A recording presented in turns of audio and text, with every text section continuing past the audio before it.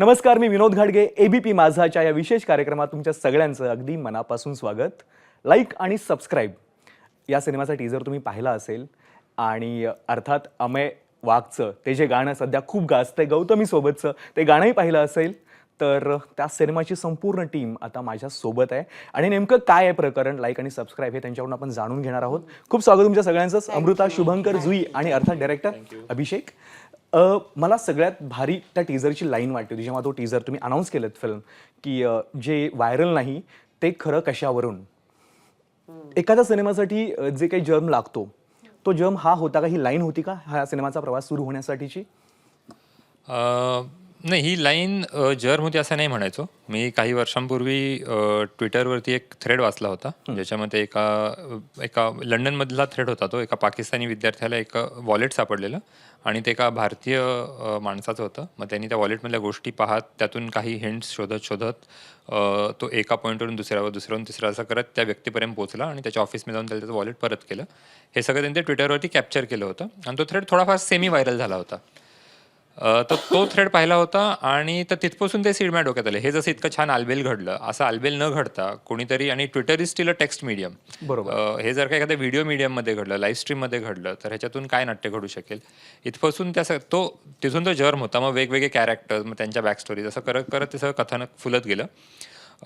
पण ते जसं फुलत गेलं मग ते मला पण रेट्रोस्पेक्टिव्ह त्याच्यावरती विचार करताना त्यात तू जे म्हणालास ही थीम त्याच्यात सतत दिसत होती की ती गोष्ट ह्याने पुढं चालली आहे, हाच धागा धरून विचाराचा. आणि म्हणून आम्ही जेव्हा प्रोमो लॉन्च केला तेव्हा ती टॅगलाईन वापरली होती त्याच्यासाठी की जे खरं नाही, जे व्हायरल नाही ते खरं कशावरून. एक्झॅक्टली. पण म्हणजे खरं असण्याच्या संकल्पनाच बदलल्यात सध्या आणि हे खूप डेंजर वाटतं. हो, नाही आय थिंक कुठेतरी आपली संपूर्ण इकॉनॉमी, आपलं एक एन्व्हायरमेंट इतकं डेंजरस झालेलं आहे. कारण जे जे आपण वाचतो, जे पाहतो, आणि आपण जवळपास एक नाही म्हटलं तरी दिवसभरात एक साधारण 6 ते 8 तास आपण कंटिन्युअसली फोनवरती असतोच, आणि आपला पर्स्पेक्टिव्हच चेंज झाला आहे लोकांकडे, गोष्टींकडे बघण्याचा.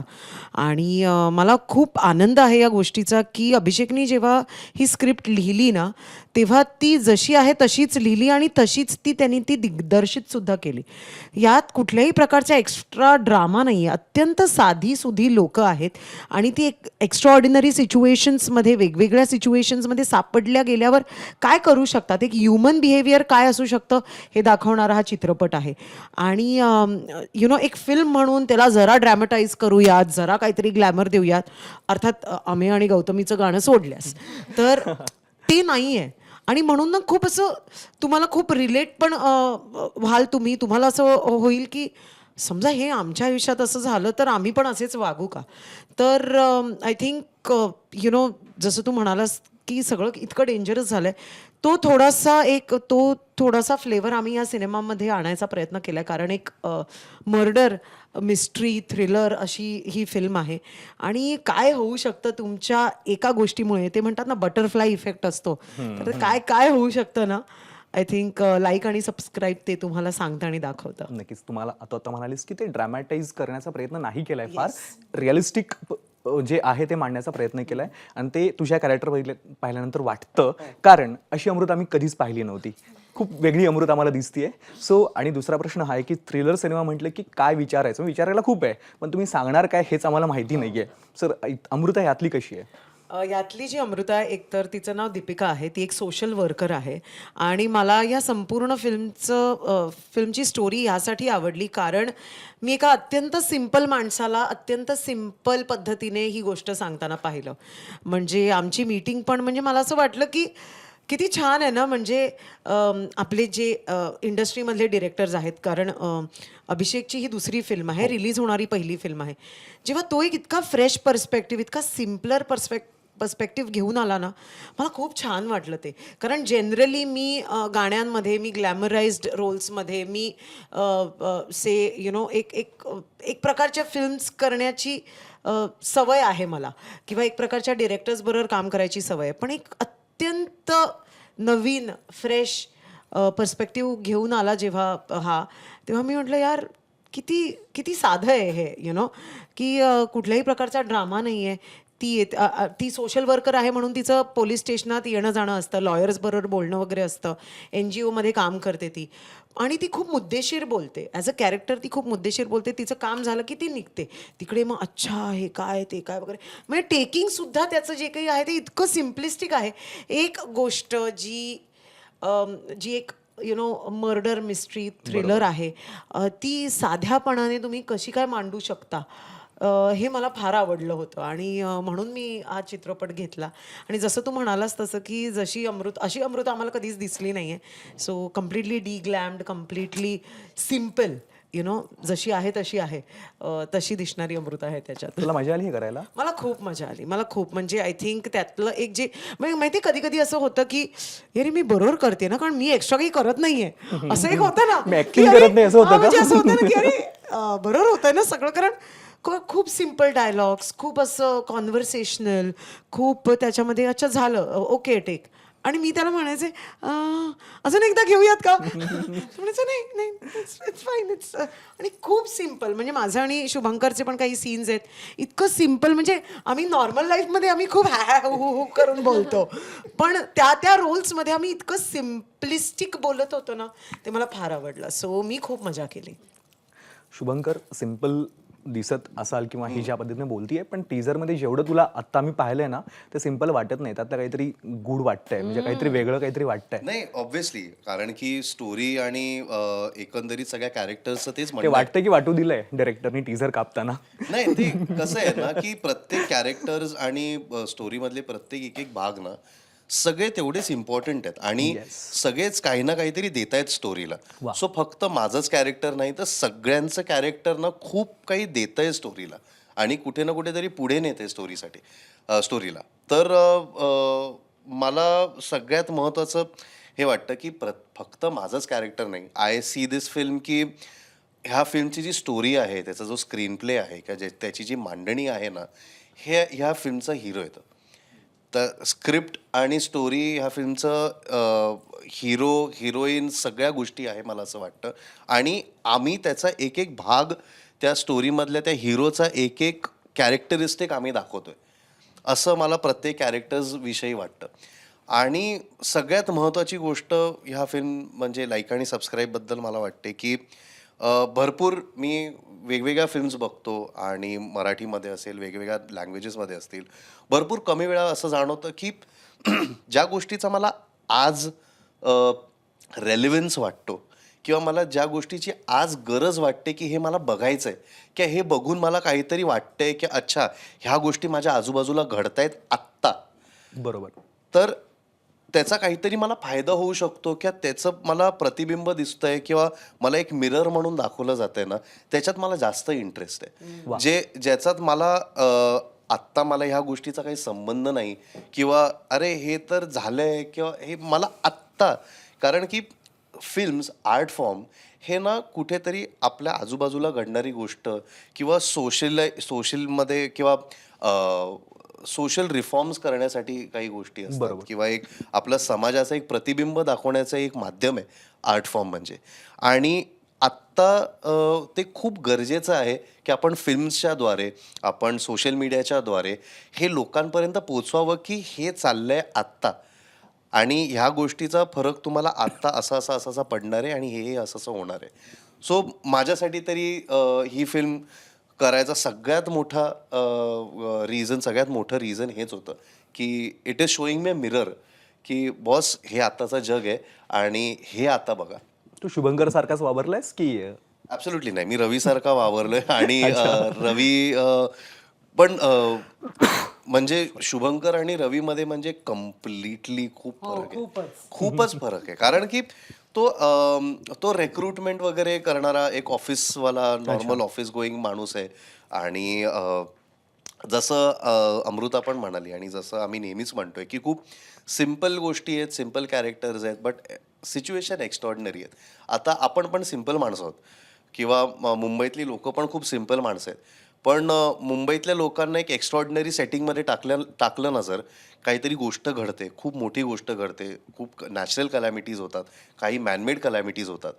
त्या एक्स्ट्रॉर्डिनरी गोष्टीमध्ये आल्यानंतर त्यांच्याकडून एक्स्ट्रॉर्डिनरी गोष्टी होतात किंवा काहीतरी वेगळं बाहेर येतं किंवा आपल्याला वाटतही नाही की अरे ही साधी माणसं आहेत, पण ह्यांनी एवढ्या मोठ्या गोष्टी केल्या, कारण की एक वेगळ्या सेटिंगमध्ये गेले, एक सिच्युएशन तशी आली. बरोबर. तर ती नेमकी सिच्युएशन काय येते, ही लोक नेमकं त्याच्यावर कसं रिॲक्ट करतायत, काय करतायत, हे खूप कमालीने बांधलं गेलंय. आणि त्याच्यामुळे आम्हाला, मी रवी म्हणून, दीपिका, खुशी, हे आम्हाला सगळ्यांनाच हे करतानाच मजा येत होती. वा. जसं की ना तुमच्या आसपास असलेल्या कॅरेक्टर्सची गोष्ट आहे. सामान्य लोक असामान्य परिस्थितीत सापडतात तेव्हा काय होतं, हे सगळं त्याच्यात आहे. अच्छा, म्हणजे जुईसारखी सामान्य माणसं खुशीसारखी जेव्हा अपलोड करून टाक म्हणतात किंवा करून टाकतात, त्यानंतर जे काही घडतं. बरोबर, अग्रीड. खूपच म्हणजे आय थिंक सांगायचं तर खूप इंटरेस्टिंग, जसं सगळ्यांनी सांगितलं, गोष्ट होती. आणि मी ऑडिशन दिली होती या कॅरेक्टरसाठी. तेव्हा जेव्हा ऑनलाईन झाली होती का? हो, ॲक्च्युली झाली होती, तसं बघता झाली होती. म्हणजे मी आधी सेल्फ टेस्ट करून पाठवलेलं. Director थेट सिंगापूरवरनं येतात ना. हो. सो येस, म्हणजे सेल्फ टेस्ट करताना जे मला ब्रीफिंग दिलं होतं तेव्हाच मला झालं की हे कॅरेक्टर इतकं इंटरेस्टिंग आहे की मला मुळातच ते करायची खूप इच्छा होती. म्हणजे मी ते मॅनिफेस्ट केलेलं की येस, हे वर्कआउट झालं पाहिजे. आणि मग नंतर जेव्हा भेटलो तेव्हासुद्धा आम्ही त्यांनी समजवलं की नक्की काय आहे, आणि आम्ही परत शूट केलं. आणि जेव्हा कळलं फायनली की ओके हे मी करते, तेव्हा आय थिंक खूप छान वाटलेलं. आणि अगेन गोष्टीबद्दल सुद्धा, कारण स्क्रीन प्ले इतका Upload कमाल करून लिहिला टाकलंस तू लगेच जेव्हा कळलं तू करतेस हे? नाही. असं त्या काही गोष्टी सेव्ह करायच्या असतात ना, की जेव्हा बाहेर येईल तेव्हाच ते सगळं. बट या, आय थिंक ड्रीम टीम आहे, ड्रीम प्रोजेक्ट आहे, डेब्यू फिल्म आहे. सो खूप जास्त एक्साइटमेंट आहे सगळ्याची. अमृता, जसं की आता ऑनलाईन ऑडिशन किंवा बाकीच्या गोष्टी किती बदलले असेल, मेकिंग प्रोसेसमध्ये काही फरक पडलाय? म्हणजे आपल्या या सगळ्या गोष्टी डिजिटली झाल्यामुळे किंवा आपण ऑनलाईन आल्यामुळे, जस्ट एक कारण तू पूर्ण काळ पाहिलायस. म्हणजे ऑडिशन्सचं वगैरे नॉट म्हणतोयस ओनली का नाही? ऑडिशन, पूर्ण मेकिंग प्रोसेस, सिनेमाच्या मेकिंग प्रोसेसमध्ये ज्या गोष्टी आता आपण इवन रिहर्सल्स आपण भेटतो, वर्कशॉप्स करतो, त्यातही आता काही ऑनलाईन होत आहे का किंवा अशा काही गोष्टी? हो, पण आहे ना, मला असं वाटतं की ह्या गोष्टी तुम्ही आता इग्नोरच करू शकत नाही. कारण नाही म्हटलं तरी ऑनलाईनची एक सुविधा लोकांपर्यंत आता उपलब्ध झाल्यामुळे काही लोक आळस करतात. काही लोकांना असं वाटतं की घरबसल्याच काम करायचं आहे. ऑफकोर्स त्यातली काही मंडळी आहे, आणि ते काही वाईट नाही आहे. अर्थात. At the end of the day तुमचं स्मार्टली जर का काम होत असेल तर मग का नाही. बरोबर, आज जर का मी बँकेत जाऊन 2 तास लाईनीत उभं राहून ते काम माझं होईल नाही होईल, त्यांचं सिस्टम हँग होईल वगैरे जनरली आपल्याला सांगितलं जातं, त्याच्यापेक्षा मी ॲपवरती करणं जास्त स्मार्ट आहे. I will save that time of mind. मला असं वाटतं काम व्हायला पाहिजे, मग ते कुठल्याही पद्धतीने व्हायला पाहिजे. मग ते तुम्ही पर्सनली भेटा, वर्कशॉप करा, स्टुडिओ बुक करा वगैरे वगैरे, कोणाच्या तरी घरी भेटा, किंवा किंवा झूम कॉलवरती करा, पण काम होणं खूप गरजेचं आहे. आणि मला असं वाटतं या डिजिटल काळात ज्या लोकांना खरंच मनापासून काम करायचं आहे ते खूप काम करतातच, आणि ज्या लोकांना नाही करायचंय ते जेव्हा डिजिटल होतं काय आणि नव्हतं काय तेव्हाही करतच नव्हती.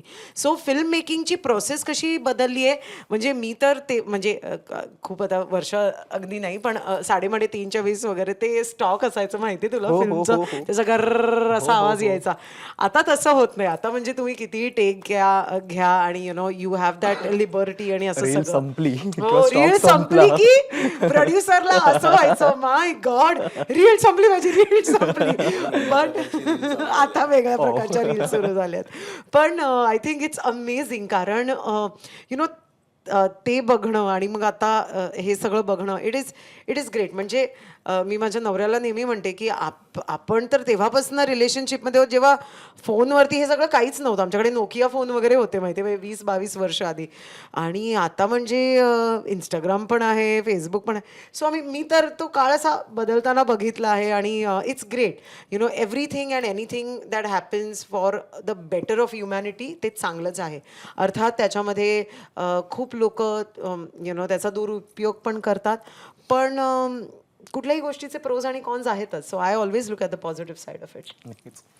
असे वन लाईनर्स सारखे येत असतात सेटवरती पण, हेच काय ह्याचे? हा ना, आता म्हणजे आपण इंटरव्ह्यू मध्ये किती वन लाईनर्स टाकलेस. तरी माझा आणि शुभंकरचं सीन होते, बट आता आम्ही खूप चांगले मित्र पण आहोत, तर आम्हाला ना स्ट्रेट फेस ठेवून आम्हाला एक मोठा सीन करायचा होता. आणि मी अभिषेकला म्हटलं होतं, अभिषेक फक्त तो ज्या दिवशी असेल ना तेव्हा आम्ही खूप मजा मस्ती करणार आहोत, सो त्याची एक काळजी घे. म्हणजे तुला जे काम हवंय आमच्याकडनं काढून घ्यायचंय तेवढं तू एक जरा अलर्ट राहून तेवढं काढून घे, कारण आम्ही काय करू माहिती नाही. आम्ही काय करू आम्हाला माहिती नाही. आणि त्यांची सिनेमातली रिलेशनशिप ही त्यांच्या ऍक्च्युअल रिलेशनशिपची एकदम वेगळी आहे. एकदम वेगळी आहे, एकदमच वेगळी. त्यामुळे त्यांना असं ऍक्शन म्हटल्यानंतर एकदम वेगळ्या भूमिका शिरायला लागायचं. संकट म्हटल्यावर ते झाला एकदम सीन वेगळं. तो झाला सीन व्यवस्थित. झाला आम्ही काय आहे ना ऍक्टर म्हणून आम्ही खूप सिन्सिअर हो हो हो. काम जेव्हा ते आता सेल्फिश आणि हा हो त्या बाबतीत आम्हाला माहितीये की हे बघा आमचं काम आम्ही चोख करणारच आहोत. ते इतर लोकांना वाटत असेल की बाबा एक वाटतं करणार नाहीयेत, पण त्यांनाही माहितीये की ते जेव्हा म्हणतात की ओके रेडी म्हटल्यानंतर आम्हाला माहिती आहे की एका पॉइंटला आम्ही रेडी असतो. तरी एक दोनदा असं झालं की आम्हाला एकमेकांच्या चेहऱ्याकडे बघूनच वाटत का असते काय केवढा असतोयस तू यार, असं नको करू. ओके सॉरी अभिषेक, ओके रेडी. पण त्या दिवशी तो खूप पेशंट होता आणि मी त्याला सांगितलं होतं की बस आजच्या दिवशी तू जरा पेशंट राहा, कारण आहे म्हणजे आज तुला जरा मज्जा Task आहे. Task आहे. आणि त्यात सगळ्यात महत्वाचं म्हणजे ही पण त्या सीन मध्ये होती बिचारी. आणि आता तिचं असं झालं की अरे काय काय चाललंय की ह्यांचं आधी काय होतं ना की आता मीही समजू शकतो. आता मला काय असं नाहीये की मी खूप वर्ष काम करतोय किंवा काय, मी पण काही वर्षात झालीच काम करतोय. तर पण ऍटलिस्ट मी काही लोकांची तसे आता हिच्याशी पण किंवा अमेयशी एक चांगलं रिलेशन बिल्ड झालंय ओव्हर द इयर्स. बरोबर. सो त्यांच्याबरोबर एक कम्फर्ट झोन आहे. सो मला तिची फिलिंग ऍब्सोल्युटली समजू शकते की पहिल्या फिल्मला होतं काय, आणि कारण की इतर सगळे लोक एक वेगळ्या झोन मध्ये हा आपण इकडे खूप घरी आपण अभ्यास करून आलेलो हो, आहोत. खूप sincere. मी हे रिॲक्ट करणार, ते समोरचा माणूस असं बोलेल की अशी अशी वाक्य आहे त्याच्यावरती मी हे रिॲक्ट करेन आणि तिचे असं reactions च आणि होते. हो आणि तिचे रिॲक्शन होते. आणि त्याच्यानंतर हे पण असतं ना की अरे अमृता मॅम येणार, शुभंकर पण मी तिचा सिनियर आहे कॉलेजचा रुईयाचा, अच्छा. तर ते पण असणार, हे पण आहे. तर हे आता एकत्र करणार आपण थोडं आणि तो सीन पण तसा it is not exactly serious but जरा एक टेक्स्ट इम्पॉर्टंट सीन आणि टेक्स्ट हेवी सीन होता तो. तर असं एक पण मला वाटतं की तिलाच त्या गोष्टीचं दडपण आलं होतं. I was very much clear with sir की आम्हाला कसं करायचंय काय करायचंय. आणि आम्ही एवढे नालायक की माझं त्यांच्याशी ह्याबद्दल खूप आधी बोलणं झालंय की आपण असं करूया, रिडिंगच्या वेळेला हे आपण हे करू शकतो. मी माझा अभ्यास करून आलो, सेटवर आल्यानंतर मला माहितीये क्लासरूम मध्ये मला किती मजा करायची आणि माझी मजा करून झाली की मग मी पेपर लिहायला बसणार. पण ते तिला माहित नाही ना, तिला असं वाटतं बिचारी की ती ना, आणि तेव्हा ना म्हणजे तोपर्यंत ना कसं झालं होतं, आम्ही जेवढं शूट केलं होतं, मी पण एक अभिषेक आणि माझ्यात एक असं हां ओके येस येस या लेवलवरती चाललं होतं. कट टू शुभंकर आल्यावर हा हा हा या लेवलवरती गेलं ते सगळं. लोकांनी असं वाटलं ही तीच आहे का आतापर्यंत आमच्याबरोबर शूटिंग करत होती ती. आणि तेव्हा एक आपलं एक नाही एक आपण असतो की येस येस ओके अच्छा इकडे का लाईट ओके ठीक आहे इकडे हा. आणि कट्टू एक आपलं जी ऍक्च्युअल आतली अमृता आहे ती बाहेर आली. जुई काय झालं तुझं तेव्हा? बापरे. नाही आय थिंक हे म्हणाला तसं सगळेच सिनियर्स असल्यामुळे आणि एक असतं ना की बापरे आता ह्यांच्यासमोर जे अजूनही माझं होतं असं मला वाटतं की कसं बोलणार मी काय बोलू नको बोलू, हसू किती हसू, मला काही कळतच नव्हतं. पण मी एन्जॉय करत होते त्यांची मजा जी चाललेली ती, त्यांचे किस्से काय काय ऐकायला मिळत होते आणि मजा येत होती. अभिषेक सर, या सगळ्यामध्ये इतकं छान सिम्पल आणि तसंही म्हणाले की कुठे ड्रामॅटिक करण्याचा प्रयत्न केलेला नाही किंवा सिम्पल ठेवण्याचा प्रयत्न केला. सगळ्यामध्ये गौतमी कशी आली, ही नेमकी गरज कुणाला वाटली? नाही सांगतो, म्हणजे जसं अमृताने सांगितलं तसं की सिनेमाची ट्रीटमेंट ही एकदम रिअलिस्टिक ठेवलेली आहे. आपण जे युजली बघतो की सिनेमा म्हटलं ते सगळंच लार्जर दॅन लाईफ पाहिजे, किंवा हा एक एंड झाला आणि दुसरा एकदम आर्ट फिल्म सारखा पाहिजे सगळं संत, तो एक दुसरा एंड झाला. हे तसं काही नाही. हे जसं मी म्हणालो तसंच की तो बॅलन्स्ड आणि सामान्य माणसं असामान्य परिस्थितीत अडकल्यावरती कसं वागतील तशा पद्धतीने सगळं घडत राहतं. त्यामुळे ती रिलेटिबिलिटी खूप आहे. गौतमीचं सुद्धा तेच सुद्धा गाणं जिथं आहे ना, जसं अपलोड करून हिची दिनचर्या दाखवतो तसंच ते गाणं सुद्धा गावामधल्या सरपंचाने ठेवलेल्या कार्यक्रमासाठीच गाणं आहे. सिच्युएशन तीच आहे आणि आपल्याकडे आज गावात गेलात तर सरपंच किंवा ही पॉलिटिकल मंडळी हे असेच कार्यक्रम ठेवतात. त्यामुळं त्याच्यात सुद्धा ते सुद्धा तिथं अगदी सिच्युएशनला ऍप्ट बसणारं गाणं आहे. कलाकार कोण घ्यायचा हाच फक्त प्रश्न होता. मला स्वतःला जसं अमृताने सांगितलं, मी सिंगापूरला राहतो, त्यामुळे मला स्वतःला असं मला गौतमी पाटील तसं खरं सांगता माहिती नव्हती मला. पण कुणाला तरी घेऊ, मग आता कोण सध्या चांगली ह्याच्यात फेमस आहे ह्या ह्याच्यात असं हे विचार चालू असताना असे आसपासून असे 2, 3, 4 नावं अशी 4 लोकांनी सगळ्यांनी एक साथ सर गौतमी पाटीलला घेऊ ना, सर गौतमी पाटील. म्हणजे कोण गौतमी पाटील? मग कोणीतरी मला व्हिडिओ दाखवला, कोणीतरी काहीतरी दाखवलं. सिंपल माणूस आहे आमचा सिंपल आहे बाबा. मग मी तिचा एबीपी माझावरचा इंटरव्ह्यू पाहिला. मग मला एकंदरीत गौतमी पाटील हे काय प्रकरण आहे, ते केवढं मोठं आहे आणि मला काहीच माहित नव्हतं असं झालं. मग त्याच्या पण सो मग आम्ही रिच आउट केलं तिला. मग मला ते अगदीच ॲप्ट वाटलं. मग तिचे कार्यक्रम आणि ते सगळं कुठल्या सेटिंगमध्ये घडतं हे बघितल्यानं मला कळलं की बरोबर आपल्या सिनेमामध्ये सुद्धा हीच परिस्थिती आहे आणि अशा ह्याच्यात जर का आज हे नाव महाराष्ट्रभर गाजतंय तर मग आपण तिलाच घेऊयात. आणि ते गाणं पण आय गेस असं आहे की पिक्चर बघताना असं नाही होणार की अरे पॉपकॉर्न पडला, पॉपकॉर्न उचलायला गेलं, गाणं कुठून चालू झालं, असं नाहीये की बाबा ऍक्च्युली काहीतरी होतंय, काहीतरी घडतंय. मी क्लेनलीनेस, हायजीन किंवा असं अरे चालू झालं असं नाही होणार की त्याला काहीतरी अर्थ आहे किंवा काहीतरी म्हणणं आहे. आणि कुठली मी जसं बोललो ना की अख्ख्या स्क्रिप्टमध्ये ना आणि मेनली मला असं जाणवतं अभिषेक सरांच्या रायटिंगमध्ये कुठलीही गोष्ट उगाच नाहीये. कुठलीही गोष्ट उगाच नाहीये. ती काढली तर काहीतरी मिसिंग वाटेल आणि कुठली गोष्ट ऍड करायची पण गरज नाहीये. जे आहे ते प्रिसाईज आहे, टू द पॉइंट आहे. गाणी जर असतील तर ते त्याला काहीतरी अर्थ आहे. उगाच गाणी वाचतात असं नाहीये. काहीतरी इव्हेंट आहे, काहीतरी म्हणणं आहे त्याच्या मागे आणि गोष्टी घडतायत त्याच्या मागे. पण हिच्या पण गाण्यामध्ये काहीतरी गोष्टी घडतायत. बरोबर. So something is taking forward. उगाच असं वाचतंय, आपल्याला गाणं बनवलंय, छान वाटतंय, वाजणार रील वील मध्ये असं आयटम नंबर टाकूयात आणि असं नाही. हा विचार नाहीच आहे त्याच्यात. अच्छा. अमृता, पण एकीकडे तुझं एक स्त्रीचं एक वेगळं वर्ल्ड तू आमच्या समोर घेऊन येतेस, ते मांडतेस आणि सिनेमात पण एका स्त्रीचं वेगळं वर्ल्ड आहे. हेही कसं बघतेस या सगळ्याकडे? इनफॅक्ट आमच्या चित्रपटामध्ये 3 वेगवेगळ्या स्त्रियांची जगं आहेत. एक तर हिचं आहे जे हल्लीच्या टीनेजर्सचं असतं की म्हणजे आता हल्ली ते टीनेजर्स नाही का असं करतात आणि मग फोटो काढतात आणि मग तो अपलोड करतात वगैरे. तिकडे चेहरा नाही दाखवायचा आणि केस दाखवायचे. म्हणजे असं चाललंय सध्या पाहिलंच आठवतंय मला. कारण मी माझी जी बेस्ट फ्रेंड आहे सोनाली खरे, तिची मुलगी आता टीनेजर आहे सनाया. सो मी तिला म्हणते ही अशी का पिक्चर्स टाकतेस तू असं करून मग फोटो वगैरे. तर ते एक जग आहे जे सकाळपासनं जे उठल्या फोन कुठे, अरे बापरे, सगळं इंस्टाग्राम एक साधारण न्यूजपेपर सारखं चारणार आणि त्याच्यानंतर मग कॉफीचा फोटो टाकणार, सँडविचचा फोटो टाकणार, मी आज हे कपडे घालते, हे सगळं हे एक जग आहे जे खूप रिलेटेबल आहे.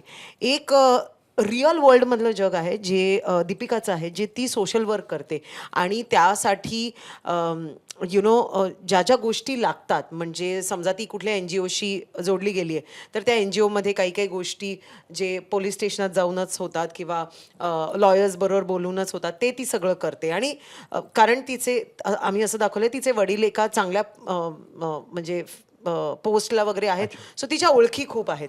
सो ती किती कट टू कट, म्हणजे एक आज स्त्री समजा एक सबब्समधनं वर्लीला जाऊन नोकरी करत असेल तर ती कशी एक तिचं एक ठराविक पॅटर्न असतो ना, एवढ्यामध्ये नवऱ्याचा मुलाचा डबा बनवायचा, एवढ्यामध्ये माझा डबा बनवायचा, मी ही ट्रेन पकडणार, मी तिकडे पोहोचणार, मी काम करणार, मी परत येणार.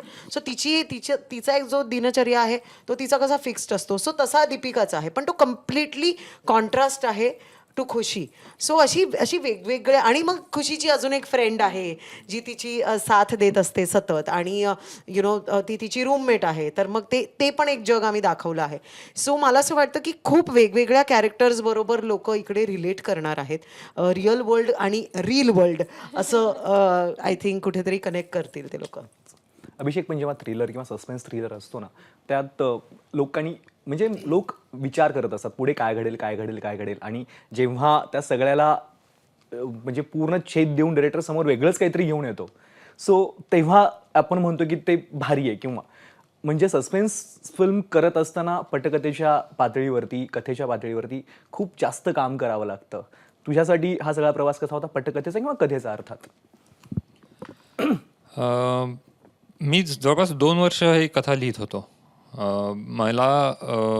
मला आठवते जेव्हा मी कोविडमध्ये इथं अडकलो होतो एक 5-6 महिने, आणि तेव्हाच माझी पहिला सिनेमा आम्ही केला होता. तर त्याच्यानंतर परत जात असताना सिंगापूरने डायरेक्ट फ्लाईट्स अलाव नव्हत्या केल्या भारतातून. त्यामुळे मला इथून 3 आठवडे मालदीवमध्ये राहणं, त्याच्यानंतर मग 2 आठवडे सिंगापूरमध्ये जाऊन मला फिरणं नाही, मालदीवमध्ये असं राहून एका कॉटेजमध्ये फक्त बंद, आणि त्यानंतर सिंगापूरमध्ये जाऊन एका म्हणजे तिथल्या हॉटेलच्या रूममध्येच राहायचं 14 दिवस. असे 5 आठवड्यांचा हा प्रवास करूनच मला सिंगापूरमध्ये एंट्री होती. सो हा सगळा करत असताना मग आता तो वेळ एकट्याने कसा घालवायचा, तर तेव्हा मी हे कथानक आणि हे सगळ्यावरती काम करत होतो. सो तो वेळ सत्कारणी लावला मी, असं म्हणता येईल. अशा सिनेमांची मला आवड आहे, स्वतःला पाहायला आवडतात, स्वतःला अशा गोष्टींचीच आवड आहे, अशी पुस्तकं वाचत असतो. सो तसंच काहीतरी एक चांगलं बनवायचं, आणि चांगलं बनलं तरच करायला घ्यायचं, ह्याच्या बाबतीत मी क्लिअर होतो. म्हणजे डेस्परेटली करायचीच आहे फिल्म आणि असं काही नव्हतं. सांगण्यासारखी गोष्ट तयार झाली तरच. पण ती झाली आहे, मी खात्रीपूर्वक हे सांगू शकतो. म्हणजे मी आपल्याकडनं बऱ्याचदा असं म्हणतो आपण की सिनेमा बघताना डोकं बाजूला ठेवा, खूप एन्जॉय कराल.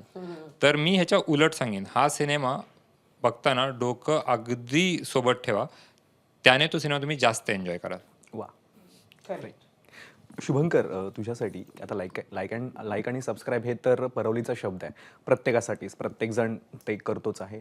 सोशल मीडियाकडे तू कसं पाहतोय सध्या, तू किती ॲक्टिव्ह असतोस, आणि सगळ्यात खतरनाक कमेंट काय आली होती तुला एखाद्या पिक्चरवरती किंवा पोस्टवरती तुझ्या? खतरनाकचे परिभाषा खूप वेगळ्या असतील, म्हणजे हा, इथं सांगू शकशील अशी माझ्या- खतरनाक? अशी खतरनाक इथे सांगू शकेन त्या खतरनाक तर नसतील, मला नाही वाटत खतरनाक असतील.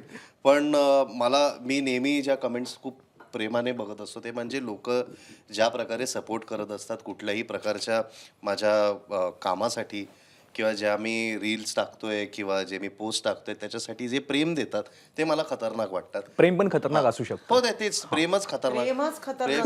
प्रेमच खतरनाक असतं. आम्ही त्याच्या कमेंटच्या बाबतीत बोलतोय.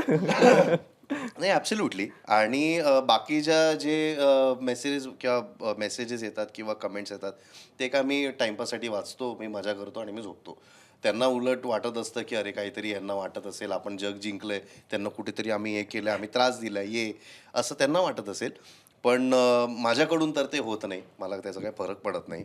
पण मी सोशल मीडियाकडे ॲक्च्युली मी माझ्या मजेसाठी बघतो. म्हणजे मी अजूनही त्या सोशल मीडियावर कशासाठी आलो होतो, किंवा मी त्याच्यावरती लॉग इन केलं होतं किंवा मी त्याच्यावर गेलो होतं, ते मी अजूनही पाळतो.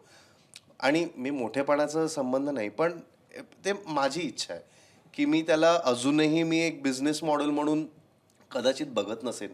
कारण की बिझनेस मॉडेल म्हणून बघत असतो तर खूप वेगळं चित्र असतं, खूप वेगळ्या गोष्टी मी अपलोड करत असतो, खूप वेगळ्या पद्धतीने केलं असतं. मग मी पण रोज सकाळी बघितलं असतं काय आहे अल्गोरिदममध्ये, कुठल्या गोष्टी आहेत, आणि त्या हिशोबाने माझं कॉन्टेंट बदलत असतो.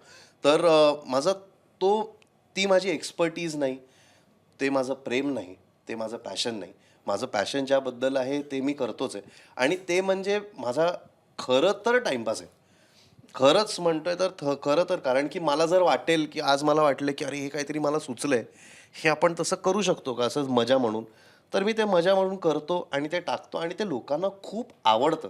आणि लोकांची अशी इच्छा असते की अरे तू हे परत परत परत कर ना. म्हणलं की मला हे परत परत ठीक आहे, पण मी रोज जर उठून बसलो की आत्ता मला ना मजा करायची आहे, की आता मी मज्जेसाठी मी काय करू शकतो, तर मग अशातली गोष्ट नाही ना ती. आपल्याला जर आलं ते केलं. तर मी तर सोशल मीडियाकडे, माझ्या अकाउंटकडे मी असं बघतोय.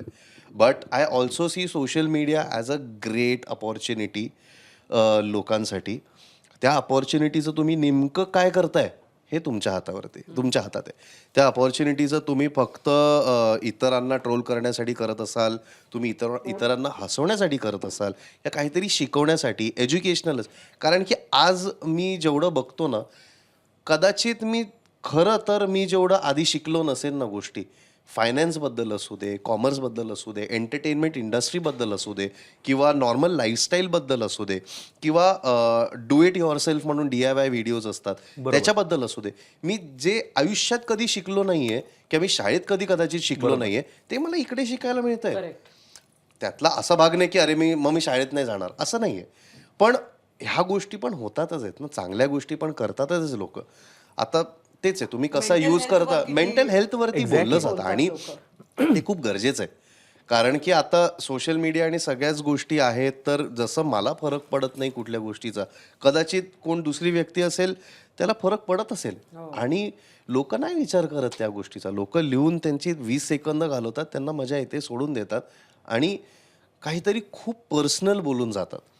लोकांना कधी कधी ना माहीत नसतं. आता समजा मला असं वाटत असेल की माझे कान असेत, समजा आपण म्हणतो माझे कान असेत आणि मला त्याच्याबद्दल कदाचित मी रात्री उठून बघितलं असेल आरशात की अरे माझे कान का असेत एकटा असताना, आणि उद्या समजा कोणतरी पर्सनल कमेंट केली त्याच्यावरती की अरे असे काय कान आहे त्याचे, तुमचा कम्प्लिटली एक कॉन्फिडन्स जातो.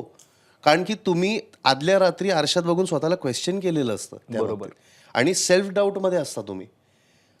तर ना ह्या खूप छोट्या गोष्टी आहेत. आपण समोरचा माणूस पण लिहिताना त्या इंटेन्शनने पण कदाचित बोलला नसेल, पण बोलून गेलाय ना.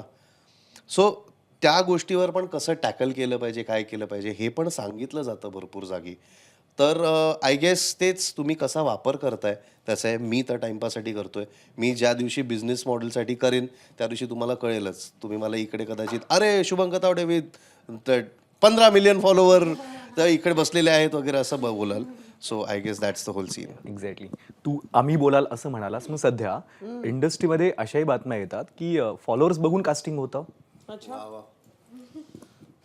जर असं असेल तर मला का कास्ट केलंय? सी नाही, आय थिंक नाही, मला असं वाटत नाही की तसं आहे. एस्पेशली आपल्या म्हणजे मराठी इंडस्ट्रीमध्ये तर अजिबातच तसं नाही आहे. कारण मग तसं तर मला 3.5 मिलियनला मी दररोज एक चित्रपट करायला पाहिजे असं मला वाटतं. पण नाही, तसं नाही आहे. अर्थात देर आर OTTs हिंदीमध्ये किंवा इंटरनॅशनली जिकडे कदाचित हे बघितलं जात असेल, पण I am not sure about that also. आता समजा एखादा रोलच इन्फ्लुएन्सरचा असेल आणि एखादी इन्फ्लुएन्सर कमाल ॲक्ट्रेस किंवा ॲक्टर असेल आणि त्यांनी तो रोल केला तर कमालच आहे. म्हणजे Bhuvan Bam for that matter मला माहिती आहे, तो ती ताजा खबर करतो, कमाल आहे ती वेब सिरीज यु नो. तर ते it's great you know. So मला नाही वाटत आहे की फिल्म किंवा टेलिव्हिजन किंवा ॲड्सचं कास्टिंग हे तुमचे एवढे फॉलोअर्स आहेत तुम्हाला. हां, एक असू शकतं की तुमचं रेम्युनरेशन ब्रॅकेट जे असतं ना, की आता समजा आता आमच्या मुलींचा नट्टापट्टा एवढा सगळा असतो, साडी आहे, मेकअप आहे, हे आहे, ते आहे, गेट रेडी विथ मी आहे, तर त्या गोष्टींसाठी, त्या कॉस्मेटिक्ससाठी वगैरे तुम्हाला एक ब्रॅकेट, एक चांगलं रेम्युनरेशन मिळू शकतं. पण त्याच्या पलीकडे काहीच नाही आहे, त्याच्या पलीकडे काही नाही. किंवा यु नो जे यूट्यूबर्स आहेत जे खूप चांगलं मेंटल हेल्थचं वगैरे काम करतात, त्यांच्यासाठी ते खूप वेगवेगळ्या फोरम्सवरती जाऊन बोलतात, तर त्यांच्यासाठी इट्स ग्रेट. पण असं काही फॉर्म्युला नाही आहे यार काही काम मिळवायचा. मिळायला काय काम तुम्हाला एका झटक्यात मिळतं आणि न मिळायला तुम्ही कितीही ट्राय करा तुम्हाला मिळणार नाही. It's as simple as that. आणि एक सगळ्यात महत्त्वाची गोष्ट म्हणजे कोणाला कुठे एक्सपोजर हवाय. म्हणजे आता जर मला OTT वरती जास्त एक्सपोजर हवाय माझ्या ब्रँडचा किंवा माझ्या कंपनीचा, किंवा मी आता समजा एक फिल्म बनवतोय, मला हवंय की मला OTT वरती पुश करायचं, किंवा माझं एक कुठलं तरी एक समजा इनफॅक्ट भरपूर लोकांनी किंवा भरपूर कंपनीजने, चॅनल्सने ह्यांनी पण खास त्यांच्यासाठी पण अवॉर्ड्स ठेवलेले आहेत. Because even they want the exposure on their account. बरोबर. कसं आहे ना की it works every way. Right. कसं आहे सगळ्यांचे अवॉर्ड्स पण आता, पण आधी नव्हते ना अवॉर्ड्स की सगळ्यांचं अकाउंट खूप कमाल असेल की अरे हा खूप कमालीचं हे आहे. आत्ता त्या गोष्टीची त्यांना पण गरज वाटते की नाही मला ह्या व्यक्तीच्या अकाउंटवर दिसायचं आहे किंवा मला ह्या व्यक्तीच्या सोशल मीडियावरती कुठेतरी माझं नाव खाली दिसलं पाहिजे किंवा प्रेझेन्स असला पाहिजे. सो त्याच्यासाठी हे सगळे करतायत आणि ते सगळे कुठेतरी चुकतायत का, तर असं नाही. प्रत्येकाने त्याचं ठरवायचं की भाई मला का करायचं आहे. कुठल्या तरी एका मोठ्या फिल्ममध्ये एक कुठलं तरी कॅरेक्टर ते विचार करतात, आपण सोशल मीडियाचं जर घेतलं माणूस तर आपल्याला तिकडे पण पुश मिळेल. तसंही अवॉर्ड फंक्शनमध्ये अरे बॉस आपण जर हा एक सेगमेंट ठेवला की हे जे चांगले चांगले ज्यांचे फॉलोअर्स आहे, ज्यांचा रीच चांगला आहे, त्यांना जर आपण बोलवलं, त्यांना जर आपण अवॉर्ड्स दिले तर त्यांच्या ह्याच्यावरती पण आपल्याला पण पुश मिळेल. सो हे सगळे करतायत आता. So it is not just film इंडस्ट्रीसाठी नाही मर्यादित राहिलं आहे. पण तू जे म्हणालास ते वाक्य आमच्या सिनेमामध्ये आहे. हिच्या जुईचं जे कॅरेक्टर आहे खुशी, तिच्या तोंडी हे वाक्य आहे की फॉलोअर जास्त असली कामं मिळायला सोपं जातात. अच्छा आहे ना, हो हो हो. वा म्हणजे मी पण राईट ट्रॅकवरती होतो प्रश्न विचारताना. पण शेवटी सोशल मीडिया पाहण्यासारखं आहे. आपण जो रंग त्यात मिसळू अगदी बरोबर. त्याप्रमाणे तो दिसणार आहे आणि कदाचित सिनेमामध्ये त्याचं एक वेगळं रूप आपल्याला पाहायला मिळेल. जाता जाता शेवटचा प्रश्न, अर्थात प्रश्न नाहीच आहे हा, आपल्या छान ऑडियन्सला एक डायरेक्टर म्हणून जर काही सांगायचं असेल तर. मला असं वाटतं की मराठी सिनेमांचा एक विशिष्ट प्रेक्षक वर्ग आहे. पण आपण त्यांना सतत तेच सिनेमे देत राहतो जे पूर्वी त्यांनी उचलून धरले, त्यामुळे त्यांना नवीन असं काही मिळत नाही. त्यामुळे एक दोन गोष्टी होतात ह्याच्यामुळं की ठराविकच सिनेमे आपण बनवत राहतो, ठराविक पठडीतलेच, त्यामुळे ह्या एस्टॅब्लिश्ड प्रेक्षक वर्गाला नवीन काही मिळत नाही. आणि दुसरी गोष्ट ही की नवीन प्रेक्षक मराठी सिनेमाला जोडला जात नाही. तर मला असं वाटतं की हा सिनेमा लाईक आणि सबस्क्राईब जो 18 ऑक्टोबरला येतोय, याच्यात ती ताकद आहे की या दोन्ही गोष्टी तो करू शकेल. जो आपला एस्टॅब्लिश प्रेक्षक वर्ग आहे त्यांना एक नवीन काहीतरी देईल आणि नवीन प्रेक्षक वर्गसुद्धा जोडेल, तो अट्रॅक्ट करून आणेल. अशा पद्धतीचा सिनेमा आपले प्रेक्षक बघतात. आपले प्रेक्षक खूप जाणकार आहेत. आपण कोविड नंतर हे पाहिलंच आहे की साऊथचे सिनेमे डब करून वर्ल्ड सिनेमा, हॉलिवूड, बॉलिवूड हे सगळं खूप पाहत आहेत.